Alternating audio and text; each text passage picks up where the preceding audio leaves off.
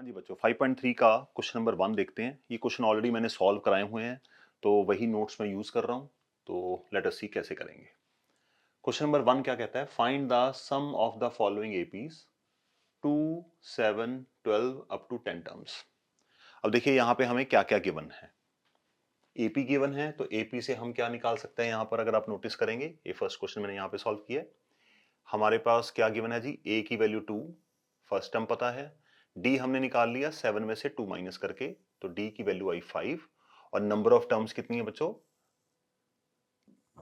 Number of terms हमें given है 10, क्योंकि हमें अप टू 10 टर्म्स का आंसर निकालना है। तो क्योंकि मुझे फर्स्ट टर्म पता है, कॉमन डिफरेंस पता है और एन की वैल्यू भी पता है, तो स्ट्रेट फॉरवर्ड जो बेसिक फॉर्मूला है S N N by two 2a plus N minus 1 times D, उसी को यूज करेंगे। ज्यादा टेंशन नहीं लेनी यहाँ पर। तो ये फॉर्मूला हमारे पास आ गया, इसमें बस वैल्यू पुट करनी है S10, क्योंकि हमारे पास 10 टर्म्स हैं, n की जगह 10 आ गया। n बाई 2 यहाँ पे आएगा 2a plus N minus 1 times D. तो 2a, a की वैल्यू हमारे पास 2 थी, तो यहाँ पे a की वैल्यू आ गई 2 प्लस 10 माइनस 1 टाइम्स 5। ठीक है। तो अगर देखिए एक बात यहाँ पे याद रखिएगा, अगर आपको S10 निकालना है तो यहाँ पे आप सीधा ही क्या लिख सकते हैं? फॉर्मूले में सीधा ही 9d लिख सकते हैं, क्योंकि हर बार हमें 10 में से 1 ही तो माइनस करना है। तो 2a प्लस 9d सीधा ही लिख सकते हो। अगर यहाँ पे 50 टर्म्स हैं तो 2a प्लस 50 टर्म्स हैं तो 49d लिख सकते हो सीधा ही। आप शॉर्टकट मार सकते हैं। बाकी कैलकुलेशन का पार्ट है।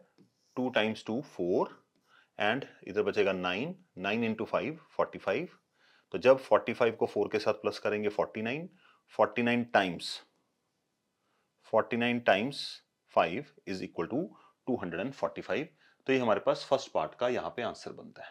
बहुत ही बेसिक कैलकुलेशंस हैं, सिर्फ आपको फॉर्मूले की एप्लीकेशन सिखाने के लिए ये क्वेश्चन डाले गए हैं। ओके, चलिए देखते हैं आगे। सेकंड टर्म, सेकंड क्वेश्चन क्या कहता है, मतलब क्वेश्चन नंबर 1 का सेकंड पार्ट देखिएगा ध्यान से। क्वेश्चन नंबर 1 का सेकंड पार्ट कहता है कि हमारे पास एक सीक्वेंस गिवन है -37, -33, -29, और हमें सम निकालना है अप टू 12 टर्म्स। 12 टर्म्स का सम निकालना है। तो a -37 और d कितना आएगा? d निकालने के लिए जब भी माइनस के नंबर हो ना, कोई कंफ्यूज नहीं होना, रफ में लिख के कर लो। -33 में से -37 को माइनस करना है। इसका मतलब 2 बार माइनस नहीं करना, तो सीधा प्लस लिख सकते हैं। तो d is equal to -33 plus 37 equals to 4। मैंने आपको लास्ट एक्सरसाइज में भी सिखाया था कि जब AP आपकी इंक्रीजिंग होती है तो D हमेशा पॉजिटिव होता है, जब AP आपकी डिक्रीजिंग होती है तो D जो है वो नेगेटिव होगा। इंक्रीजिंग AP पे D पॉजिटिव और डिक्रीजिंग AP पे D नेगेटिव होगा। तो यहाँ पे आप खुद दे सकते हैं, हर बार नंबर बढ़ता जा रहा है, इसका मतलब ये हमारे पास D पॉजिटिव आएगा। और नंबर ऑफ टर्म्स कितनी है बच्चों? 12। तो ये सारा कंटेंट यहाँ पे आ गया। अब हमें क्या करना है, ध्यान से देखिएगा। हमें यहाँ पे निकालना है सम ऑफ 12 टर्म्स। तो एस एन का formula S N equal to N by 2 2a plus N minus 1 times D. तो डायरेक्ट फॉर्मूला अप्लाई हो जाएगा, क्योंकि आपके पास a है, d है और n है, कुछ और सोचने की जरूरत नहीं है।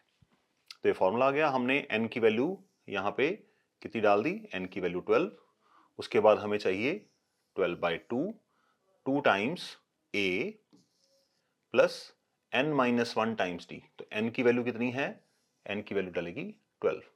तो 12 माइनस 1 11, 11 4 जार 45, 37 2 जार 74। अब यहाँ पे एक माइनस का एक प्लस का, दोनों का डिफरेंस और बड़े का साइन लगाएंगे -30, और -30 को 6 के साथ मल्टीप्लाई करेंगे तो आपका आंसर आएगा -180। ठीक है, बिल्कुल बेसिक सेम टाइप का क्वेश्चन था। इसी का क्वेश्चन नंबर 3 भी देखते हैं। 0.6, 1.7, 2.8 अप टू 100 टर्म्स है। अब देखिए मैथ्स की एबिलिटी देखिए कि आपको 100 नंबर लिखने की जरूरत नहीं है। आप क्या कर सकते हैं? उन सारे नंबर्स को कंबाइन कर सकते हैं सिर्फ एक सिंपल फॉर्मूले से। तो कैसे करेंगे? तो 0.6, 1.7, 2.8, इसका मतलब मेरे पास ये AP क्या है? इंक्रीजिंग AP है। तो जब इंक्रीजिंग AP होती है तो D हमेशा पॉजिटिव आएगा। ठीक है, तो A की वैल्यू आपकी आ गई 0.6 और D कितना आया? 1.7 में से 0.6 माइनस किया हमने, तो D आया मेरे पास 1.1 और नंबर ऑफ टर्म्स कितनी है बच्चों? 100। सही। तो अब हमें इसको सिंप्लीफाई करना है बस, बाकी तो कैलकुलेशन का पार्ट है। फॉर्मूला अब मैंने बार बार नहीं लिख रहा, तो S 100 टर्म्स हैं, इक्वल टू 100/2 टाइम्स 2a, ये a की वैल्यू आ गई, प्लस n-1 टाइम्स d। ठीक है, तो n-1 टाइम्स d यहां पर आ गया। अब बाकी कैलकुलेशन है, 100 डिवाइड बाई 2 50, इन दोनों को मल्टीप्लाई करेंगे 1.2, 99 टाइम्स 1.1, तो 99 को 11 से कैलकुलेट करेंगे, आपका आंसर आया 1101। क्योंकि डेसिमल यहाँ पे एक के बाद है तो इसलिए हमने यहाँ पे अपना डेसिमल प्लेस कर दिया। ओके, तो 50 टाइम्स 1101 इसको कैलकुलेट करेंगे तो आपके पास जो आंसर आएगा वो आएगा 55050। क्योंकि डेसिमल एक के बाद है, 1 के बाद डेसिमल है, तो यहाँ पे हमने 1 के बाद अपना डेसिमल स्क्रैच कर दिया यहाँ पे। तो सिंपल कैलकुलेशन से हमारा आंसर आ गया। फोर्थ क्वेश्चन में बच्चे जनरली फंसते हैं क्योंकि एपी में इतना फ्रैक्शन का कैलकुलेशन जनरली हमारे पास नहीं आता, बट ये क्वेश्चन आपको दिया ही इसलिए गया है कि ताकि आप सीख पाएं कि फ्रैक्शन के साथ कैसे डील करना है। ओके, तो एपी क्या है हमारे पास, 1/15, 1/12, 1/10 अप टू 11 टर्म्स का सम निकालना। इससे ये क्लियर है कि ए की वैल्यू हमारे पास आएगी 1/15, डी की वैल्यू है 1/12, माइनस, इन दोनों को माइनस करेंगे, 1/12 माइनस 1/15, तो कैलकुलेट करके मेरे पास जो आंसर आया फ्रैक्शन बनाने के बाद 1/60। इसका मतलब हर बार 1/60 यहां पे प्लस होता जा रहा है। ए आ गया, डी आ गया, एन कितना है हमारे पास, एन वी हैव 11, सो हमें 11 टर्म्स का सम निकालना है। तो S 11/2 n/2, तो ये आ गया 2a, और ये क्या है बच्चों, n-1 टाइम्स d। तो 2a n-1 इंटू डी, ये फॉर्मूला यहां पे सब्स्टिट्यूट किया, 2 टाइम्स 1 2, 2/15, 10 इंटू 1 10, 10/60, 0 के साथ 0 कैंसिल हुआ।